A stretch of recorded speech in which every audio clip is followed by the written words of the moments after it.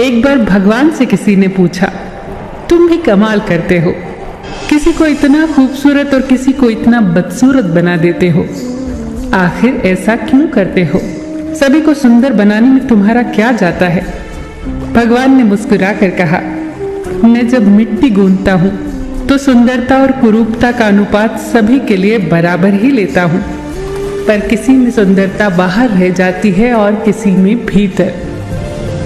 हमेशा इन्हीं ब्रांडेड चीज़ों का इस्तेमाल करें।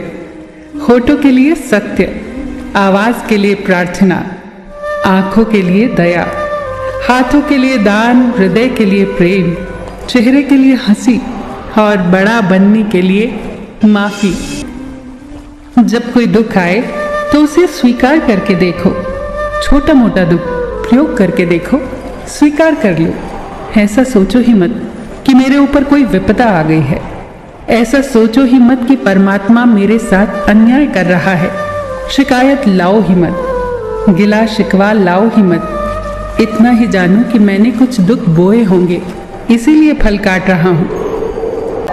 किसी महापुरुष ने सच ही कहा था कि जब किताबें सड़क किनारे रखकर बिकेंगी और जूते कांच के शोरूम में बिकेंगे, तब समझ जाना कि लोगों को ज्ञान की नहीं, जूतों की जरूरत है।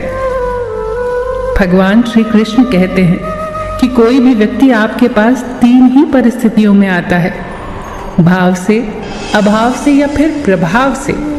यदि वो भाव में आया है तो उसे प्रेम दीजिए, अभाव में आया है तो उसकी मदद करिए, और यदि प्रभाव में आया है तो प्रसन्न हो जाइए कि परमात्मा ने आपको इतनी क्षमता दी है।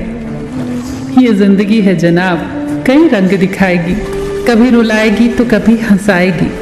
जो खामोशी से सह गया वो निखर जाएगा, जो भावनाओं में बह गया वो बिखर जाएगा। यदि पेड़ में उसकी क्षमता से अधिक फल लग जाए तो उसकी डालियां टूटना शुरू हो जाती हैं, और इंसान को औकात से ज़्यादा मिल जाए तो वो भी रिश्तों को तोड़ना शुरू कर देता है। नतीजा, आहिस्ता आहिस्ता पेड़ फल से वंचित हो जाता है और इंसान रिश्तों से। ध्यान से सोचना इस बात को। पैसे हैं तो रिश्ते कम हैं, रिश्ते हैं तो पैसे कम हैं, दोनों हैं तो सेहत कम है, तीनों हैं तो जीवन कम है। कहीं कुछ है तो कहीं कुछ कम है। सब कुछ मिलना बहुत कठिन है। अगर है सब कुछ तो यही स्वर्ग है, और हम स्वर्ग में हैं। जैसे जैसे उम्र गुजरती है, ये एहसास होने लगता है कि माँ बाप हर चीज़ के बारे में सही कहा करते थे। आपको हर वक्त पता होता है कि आपके पास कितनी दौलत है, लेकिन आप ये बिल्कुल नहीं जानते कि आपके पास कितना वक्त है। मैं खुश हूँ इनकी वजह से, मैं उदास हूँ उनकी वजह से।